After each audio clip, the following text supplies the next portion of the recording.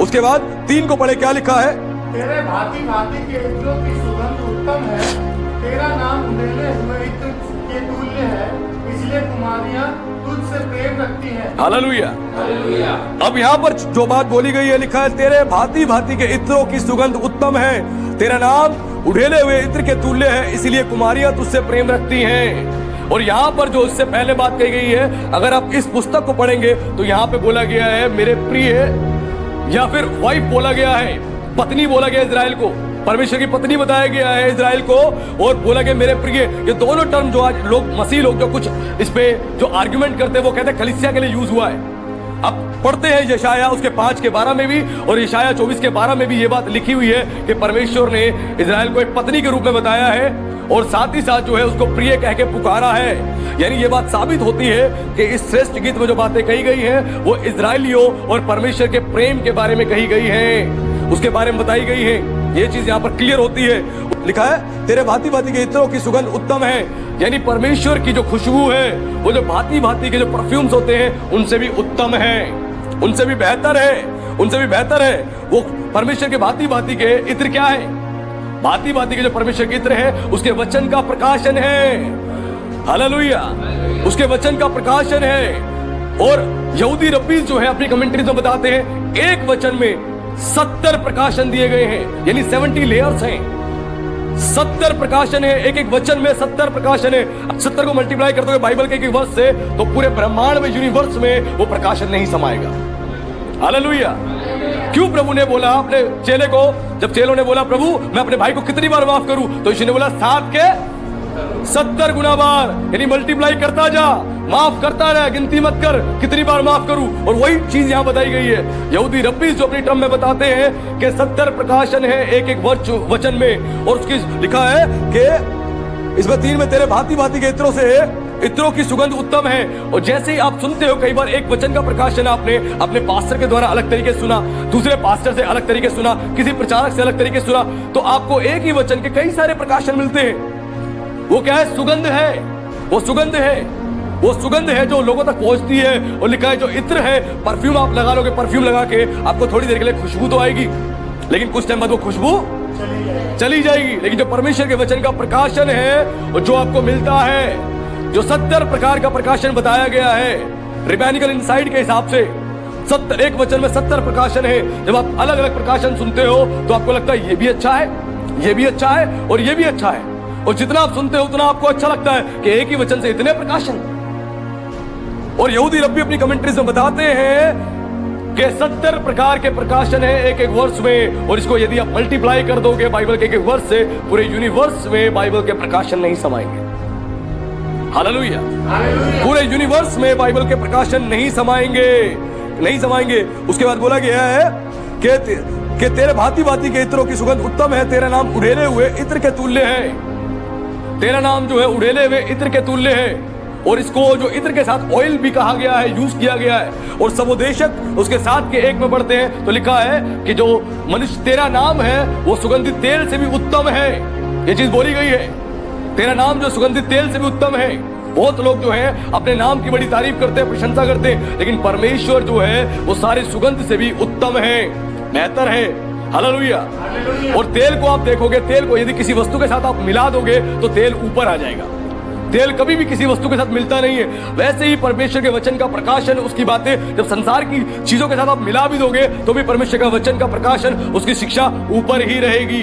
Hallelujah, वो कभी नीचे नहीं आएगी। वैसे ही बताया गया यहाँ पर। और साथ में बोली गई है बात कि तेरा नाम उड़ेले हुए इत्र के तुल्य है। परमेश्वर का नाम जो है उड़ेले हुए इत्र के तुल्य है, उड़ेले हुए इत्र के तुल्य है। यदि कोई इत्र आप लेके आ जाओ, कोई परफ्यूम लेके आ जाओ, उसका ढक्कन खोल दो, खोल के इत्र को गिरा दो, तो क्या होगा? चारों जगह में खुशबू फैल जाएगी। वैसे ही परमेश्वर का नाम है। जैसे इत्र को हम खोल के उड़ेल देते हैं, उसकी खुशबू आ जाती है, वैसे ही परमेश्वर का नाम है, उसके वचन का प्रकाशन है। जितना आप इसको ग्रहण करते जाओगे उतना ही ज्यादा आपको सुगंध मिलती जाएगी, उतना ही सुगंध मिलती जाएगी और आप आशीषित होते जाओगे।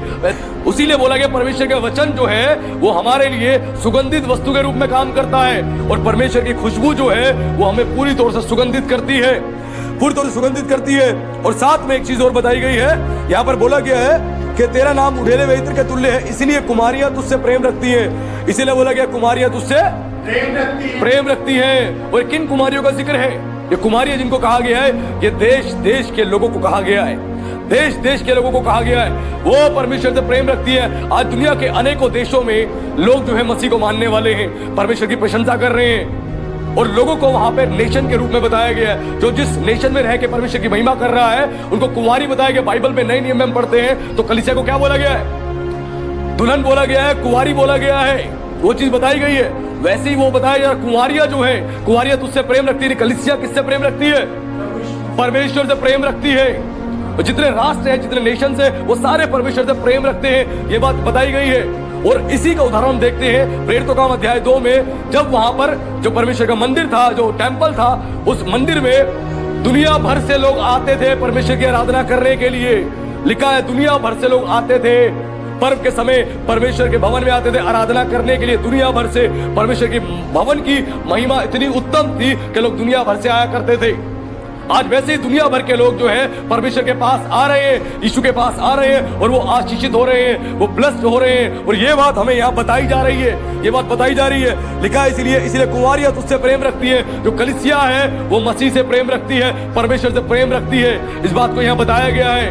और ये चीज हमें आज पता लगती है इन 3 वचनों से, इन 3 वचनों के आधार पे आज हमें पता लगता है कि परमेश्वर ने कितनी अद्भुत और मिस्ट्री से भरी हुई बातें इस किताब में बताई है। ये तो केवल आपको वो प्रचार किया गया जिससे आपका इंटरेस्ट परमेश्वर के वचन को सीखने के लिए और ज्यादा बढ़ जाए, और जिस वचन को आप पढ़ के फिजिकल टर्म में कुछ वल्गैरिटी की बातें या सेक्सुअल बातें समझते हो, उसको आप खत्म कर दो। और आप जानो कि बाइबल में कोई भी ऐसी पुस्तक नहीं है जो व्यर्थ में डाली गई है, जो व्यर्थ में डाली गई है।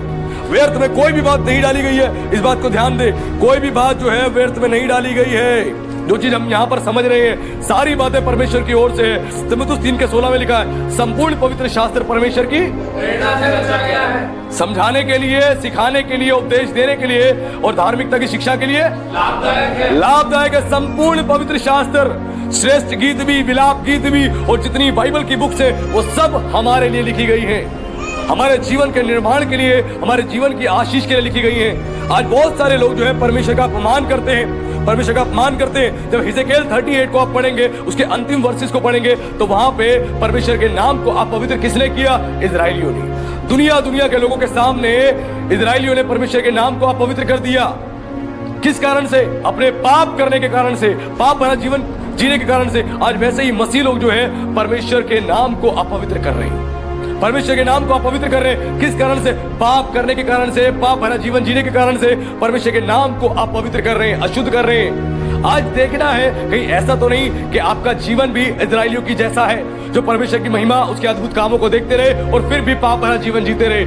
आज आपको अपने जीवन को सही करना है, अपने जीवन को बेहतर करना है, ताकि आप परमेश्वर के वचन में मजबूत बनो, उसके वचन से आप आशीषित हो। और आज हमने जाना कि परमेश्वर ने यहाँ पर जो बातें कही है, सारी आत्मिक बातें कही हैं, स्पिरिचुअल टर्म में ये बातें कही गई है। और जब हम इन बातों को सीखते हैं तो हम बहुत आशीषित हो जाते हैं। और हमने जाना सुलेमान ने कितनी अद्भुत रीति से इन बातों को लिखा है और कितनी अद्भुत रीति से इन बातों को प्रस्तुत किया है, कितनी अद्भुत रीति से इन बातों को उसने प्रस्तुत किया है। और हमने जाना कि परमेश्वर ने कितनी अद्भुत आशीष दी है। और सुलेमान ने जो है 1005 गीत गाए थे, 1005 गीत गाए थे, लेकिन श्रेष्ठ गीत में जो गीत डाले गए हैं वो अद्भुत हैं और वो श्रेष्ठ हैं।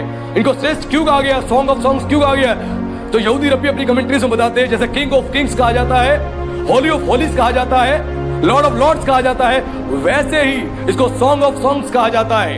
यानी इससे उत्तम कुछ भी नहीं है। ये सबसे उत्तम गीत है परमेश्वर के लिए, सबसे उत्तम गीत है। इससे उत्तम कोई भी गीत नहीं है जो परमेश्वर के लिए गाए गए। आज जितने लोग परमेश्वर के लिए गीत गा रहे हैं उनको लगता है हमने सबसे उत्तम गीत गाया है, सबसे उत्तम गीत गाया है। लेकिन बाइबल कहती है सुलेमान ने ही परमेश्वर के लिए सबसे उत्तम गीत गाए और वो टॉप प्रायोरिटी में रखे गए हैं। जो 10 गीत परमेश्वर के लिए गाए गए थे उनमें टॉप पर जो है वो सुलेमान के गीत रखे गए हैं, श्रेष्ठ गीत रखे गए हैं। इनसे बड़ा किसी भी गीतों को नहीं स्थान दिया गया। चाहे दाऊद ने, उसके पिता ने दाऊद ने गीत गाए, या किसी भी भविष्यवक्ता ने, या किसी भी गीतकार ने कोई गीत गाए, वो तमाम चीजें जो हैं वो नीचे रखी गई है। लेकिन श्रेष्ठ गीत को इसीलिए श्रेष्ठ बोला गया है, यानी सुपीरियर बोला गया है, सबसे ज्यादा फाइन गीत बोला गया है। क्यों?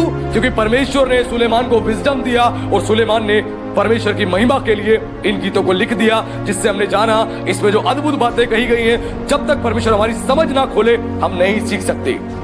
लिखा है वचन में, जब प्रभु यीशु मसीह मुर्दों में से जी उठा और अपने चेलों के पास आया तो पवित्र शास्त्र की बातें उन्हें खोल खोल के समझाने लगा। और परमेश्वर वचन में लिखा है, परमेश्वर उनकी समझ खोल दी। जब उनकी समझ खोल दी तो उनको सारी बातें समझ में आने लगी। उनको पवित्र शास्त्र का ज्ञान तो था लेकिन उसकी समझ नहीं थी, लेकिन जब यीशु ने उनकी समझ खोल दी तो उनको समझ आने लगा। और परमेश्वर ऐसे ही जब अपने वचन का प्रकाशन, अपने वचन की शिक्षा आपको देता है तो आपकी समझ को खोल देता है। जब आपकी समझ खुल जाती है तो सारी चीजों को आप सीखना और ग्रहण करना शुरू हो जाते हो। तो आज के वचन से, आज के संदेश से परमेश्वर ने अद्भुत अपने प्रेम के बारे में और अद्भुत अपनी बातों के बारे में बताया। और हमने जाना जो बाइबल में जितनी गीत गाए गए हैं, उत्पत्ति से लेकर पूरे मलाकी तक, यानी जितनी ओल्ड टेस्टमेंट में जितने गीत गाए गए हैं, जितनी बातें कही गई हैं, उस तमाम गीतों में और तमाम चीजों में श्रेष्ठ गीत की जो किताब है वो टॉप प्रायोरिटी पे रखी गई है यहूदियों के द्वारा। तो प्रभु का धन्यवाद। प्रभु आप सबको आशीष दे। आप सबको जय मसीह।